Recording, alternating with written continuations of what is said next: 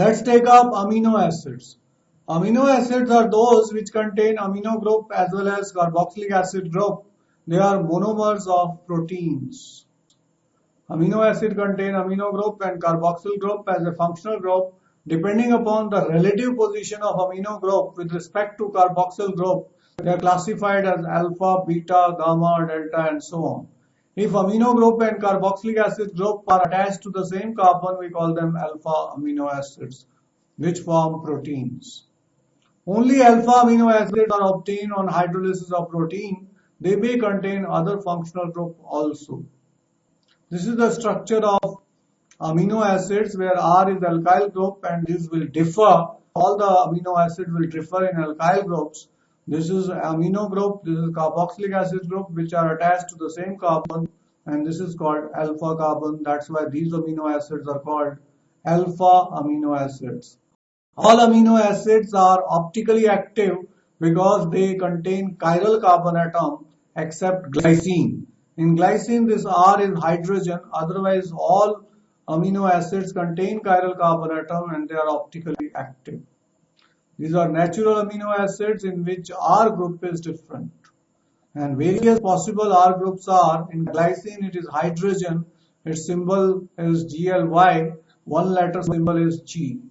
Alanine is the simplest amino acid after glycine. Here H is replaced by CH3. The symbol is ALA and single letter symbol is A. Valine, this starred are essential amino acids. Essential amino acids are those which must be part of our diet because they are not produced by the body. So valine is essential amino acids. Here R is isopropyl group. Symbol is VAL and V is the one letter code. Leucine is another essential amino acid. It has got isobutyl group. The symbol is LEU. Used for leucine is L. Isoleucine has secondary butyl group. Its symbol is ILE and it is denoted by single letter I. Arginine is essential amino acid as well as basic amino acid because it contains more than one amino group. This is the alkyl group present in it, denoted by ARG and the symbol is R. Lysine is also essential amino acid. This is the alkyl group present in it. This is also basic amino acid because it contains two amino group. It is denoted by K. Next we have glutamic acid. This is the alkyl group. This is denoted by GLU. Its symbol is E. As glutamic acid has two carboxylic acids, so it is acidic amino acid. Aspartic acid also has more than one carboxylic acid. There is two carboxylic acids, so it is acidic amino acids denoted by ASP and symbol is D. Glutamine, this is the alkyl group present in it. GLN is the symbol and Q is the one word symbol for this. Aspargine has got this alkyl group. ASN is the symbol, N is the single letter. Threonine, CH3CHOH is alkyl group, THR is the symbol, T is the one letter symbol.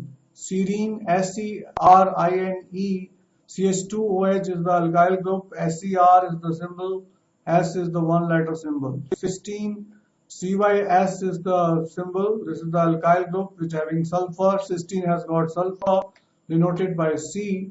Methionine has also got sulfur, this is the alkyl group, MET is the symbol, M is the single word. Phenylalanine, C6H5CH2 is the alkyl group, PHE is the three letter symbol and F is the single letter symbol.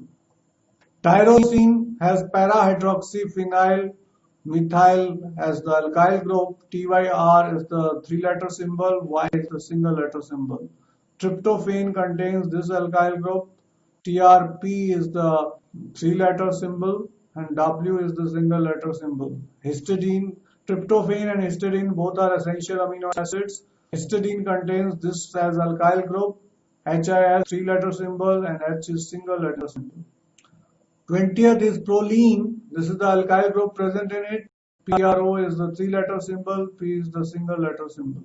Starred one are essential amino acid and A represents the entire structure. Classification of amino acids. Amino acids are classified as acidic, basic, or neutral depending upon relative number of amino acids and carboxylic acid.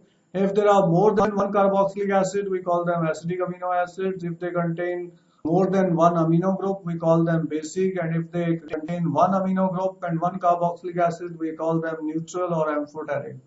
The amino acids which can be synthesized in our body are called non-essential amino acids, and which cannot be synthesized in our body and must be part of our diet are called essential amino acids. Amino acid exists in the form of sweeter ion. Sweeter ions are dipolar ions whose one end is positively charged, another end is negatively charged.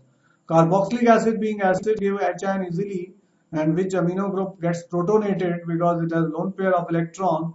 So this sweeter ion is formed in all amino acids, and internal salt is formed due to this positive and negative end, and that's the reason that amino acids are highly soluble in water and they have high melting point due to strong force of attraction, presence of negative end and positive end. Structure of proteins. Proteins are polymers of alpha amino acids, and they are connected to each other by CONH bond, which is called peptide bond or peptide linkage. Peptide linkages are amide linkage, which is formed by the reaction of carboxylic acid with amino group. OH from here and H from here will be lost and CONH group will be formed. The reaction between two molecules of similar or different amino acids proceed through the combination of amino group of one molecule and carboxyl group of the another, resulting in the formation of CONH bond, which is called peptide bonds. If the product of the reaction is formed by two amino acids, we call them dipeptides. And if we have tripeptide, these are made up of three amino acids and so on. Now let's take up one of the dipeptide, which is formed from glycine and alanine. This is the representation. This is glycine, this is alanine, and water is lost between these two groups, and CONH group is formed, which is called peptide linkage. So this is glyceryl alanine, GLYALA is the symbol for this dipeptide. Similarly, tripeptide, tetrapeptide, pentapeptide, and nonapeptide, depending upon number of amino acids, take part in formation of polypeptide. When the number of such amino acid is more than 10, we call them polypeptides. A polypeptide with more than 100 amino acid residue having molecular mass greater than 10,000 U, that is 10,000 gram per mole is the molecular weight, we call them proteins. However, distinction between polypeptides and protein is not very sharp. Polypeptides with fewer amino acids can also be called as proteins if ordinarily they have well-defined conformation of protein, such as insulin, which contains 51 amino acid.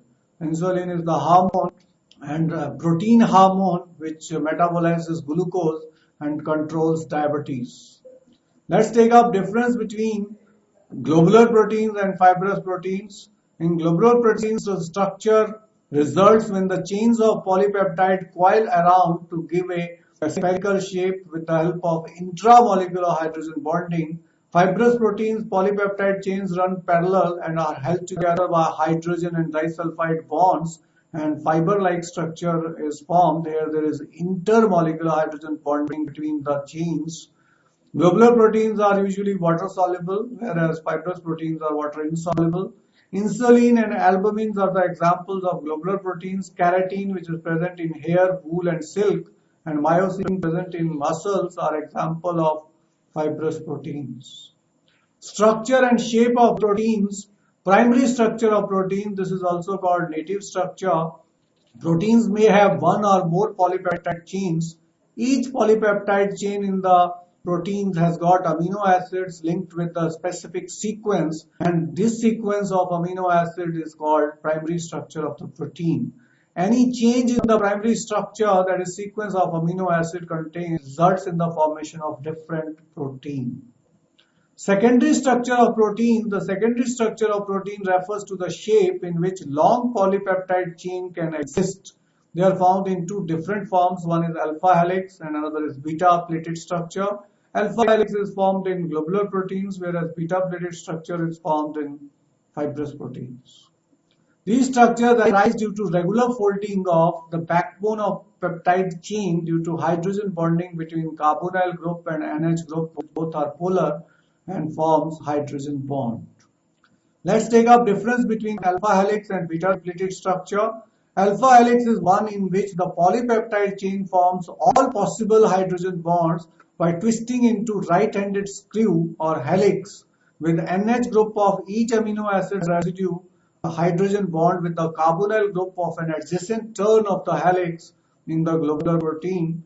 It is shown in the next slides. In beta pleated structure, all the peptide chains are stretched out to nearly maximum extension and then laid side by side, which are held together by intermolecular hydrogen bonding, and it is found in fibrous proteins. Alpha helix is found in globular proteins. This is the structure of alpha helix structure of protein, which is found in globular proteins. Tertiary structure of protein. The tertiary structure of protein represents overall folding of the polypeptide chains, that is further folding of secondary structure. The main forces which stabilize the tertiary structure are hydrogen bonds, disulfide linkage, van der Waals force of attraction, and electrostatic force of attraction. Quaternary structure of proteins. Some of the proteins are composed of two or more polypeptide chains which are referred as subunits. Their spatial arrangement, that is arrangement in three dimensions of these subunits with respect to each other, is known as quaternary structure. The first, it shows the primary structure where peptide bond is formed. Primary structure involves peptide bonds between amino acids. Secondary structure is of two types, alpha helix and beta pleated structure. The tertiary structure is further coiling up, and this is the further coiling of secondary structure results in tertiary structure, and this is three-dimensional arrangement or spatial arrangement of the subunits of the polypeptide chain which forms quaternary structure. Denaturation of protein is very important.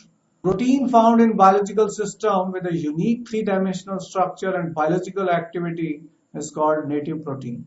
But when protein in native form is subjected to change in temperature, to change in pH, or some chemical is added, so hydrogen bonds are disturbed and mainly tertiary structure is ruptured, and due to which it loses its biological activity.